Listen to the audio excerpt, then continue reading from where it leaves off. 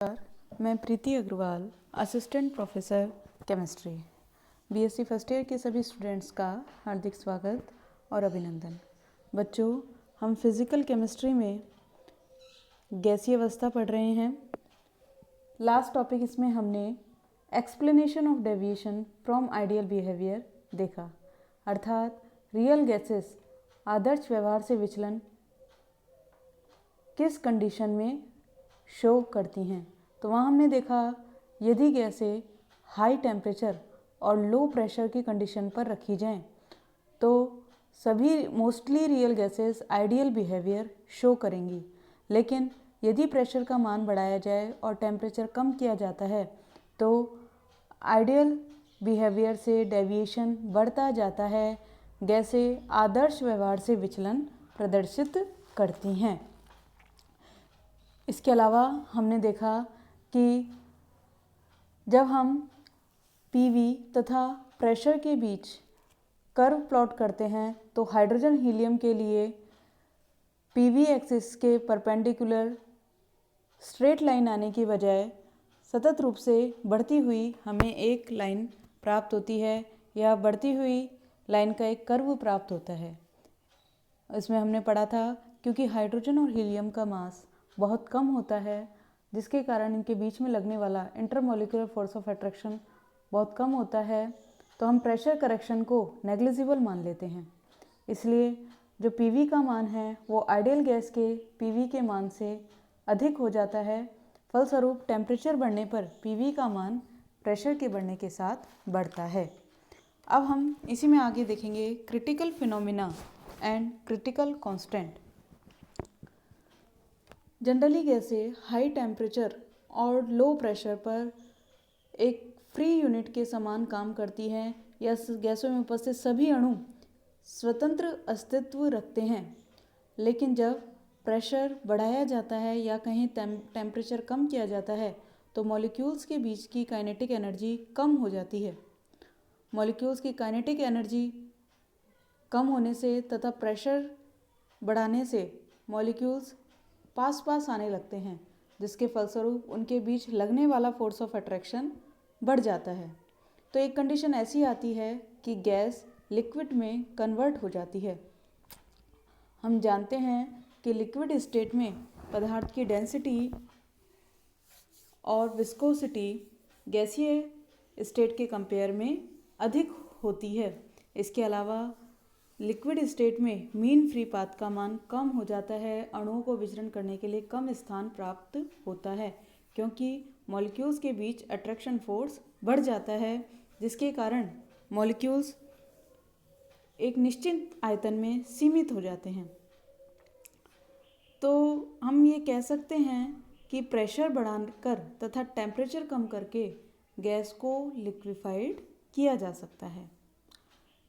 1869 में Andrews scientist ने carbon dioxide gas के पीवी तथा टेम्परेचर रिलेशन को स्टडी किया और उन्होंने पाया कि गैसें लिक्विफाइड की जा सकती हैं, और गैसों के लिक्विफिकेशन में टेम्परेचर का रोल प्रेशर से अधिक इम्पॉर्टेंट होता है।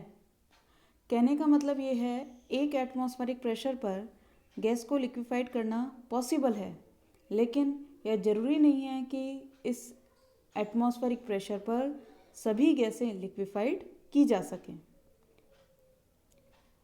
हर गैस के लिए एक ऐसा टेम्परेचर होता है जिससे ऊपर किसी गैस को लिक्विफाइड नहीं किया जा सकता, या हम कहें जिसके नीचे गैस को प्रेशर लगाकर लिक्विफाइड किया जा सकता है। तो वह टेम्परेचर जिसके ऊपर गैस का लिक्विफिकेशन पॉसिबल नहीं है, चाहे आप कितना ही प्रेशर बढ़ा लें, तो वह टेम्परेचर कहलाता है क्रिटिकल टेम्परेचर, और इसको हम रिप्रेजेंट करते हैं TC से। क्रिटिकल टेम्परेचर हर गैस की एक कैरेक्टरिस्टिक प्रॉपर्टी होती है तथा यह प्रत्येक गैस के लिए निश्चित होता है। अगर हम बात करें कार्बन डाइऑक्साइड गैस की, तो कार्बन डाइऑक्साइड गैस के लिए इसका मान होता है 31 डिग्री सेंटीग्रेड। तो इसका मतलब यह हुआ कि कार्बन डाइऑक्साइड गैस को 31 डिग्री सेंटीग्रेड से ऊपर लिक्विफाइड नहीं किया जा सकता। और इस क्रिटिकल टेम्परेचर को पर गैस के लिक्विफिकेशन में जितने प्रेशर की रिक्वायरमेंट होती है उस प्रेशर को कहा जाता है क्रिटिकल प्रेशर, और इसे रिप्रेजेंट करते हैं पीसी से। कार्बन डाइऑक्साइड गैस के लिए इस क्रिटिकल प्रेशर का मान होता है 73 एटमॉस्फेरिक।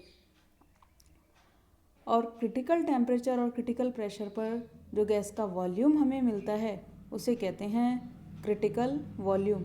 और कार्बन डाइऑक्साइड गैस के लिए क्रिटिकल वॉल्यूम की वैल्यू होती है 95.7 ml। क्रिटिकल प्रेशर और वॉल्यूम क्रिटिकल टेम्परेचर की तरह ही हर गैस के एक कैरेक्टरिस्टिक प्रॉपर्टी है, और इन तीनों को सामूहिक रूप से हम कहते हैं क्रिटिकल कांस्टेंट, अर्थात टीसी, पीसी तथा VC. Critical temperature, critical pressure, critical volume critical constant कहलाते हैं। तो ये तो बात हुई क्रिटिकल फिनोमेना की, और क्रिटिकल कांस्टेंट क्या होते हैं, उन्हें किससे रिप्रेजेंट करते हैं। उसके बाद नेक्स्ट टॉपिक आता है हमारा determination of critical constant.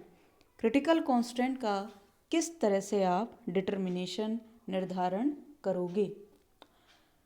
Critical temperature और प्रेशर का एक्सपेरिमेंटल डिटर्मिनेशन इस थ्योरी पर बेस्ड है कि क्रिटिकल टेम्परेचर पर लिक्विड और सैचुरेटेड वेपर की डेंसिटी सेम होती है, समान होती है।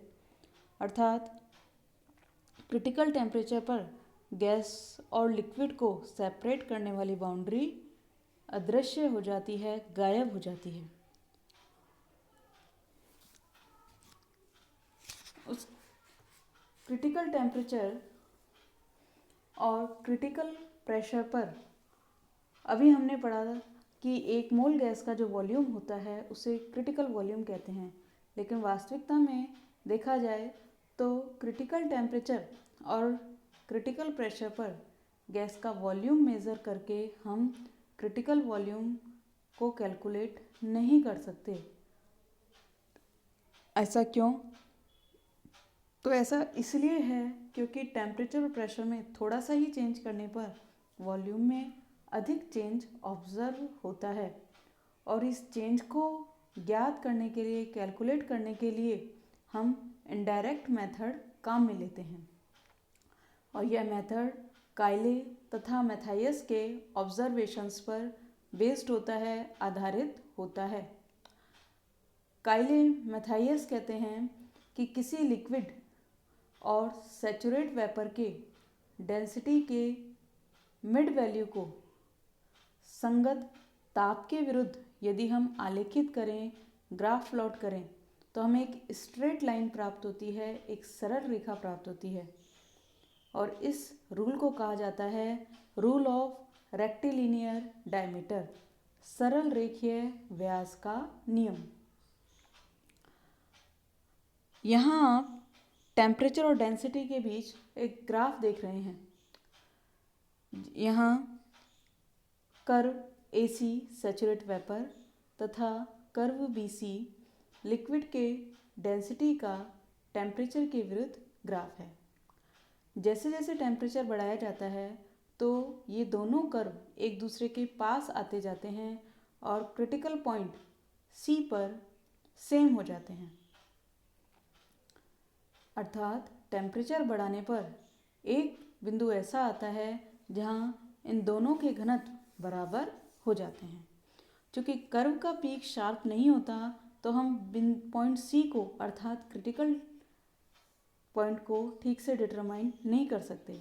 तो इसके डिटर्मिनेशन के लिए हम डिफरेंट टेम्परेचर पर वेपर और लिक्विड की डेंसिटी के मिड वैल्यू ज्ञात करते हैं, और इन मिड वैल्यू को हम ज्ञात करके टेम्परेचर के विरुद्ध प्लॉट करते हैं। तो हमें जो लाइन प्राप्त होती है, यहाँ वो लाइन हमें दिख रही है DC। तो यह DC कर्व ABC को कहाँ काटती है? पॉइंट C पर।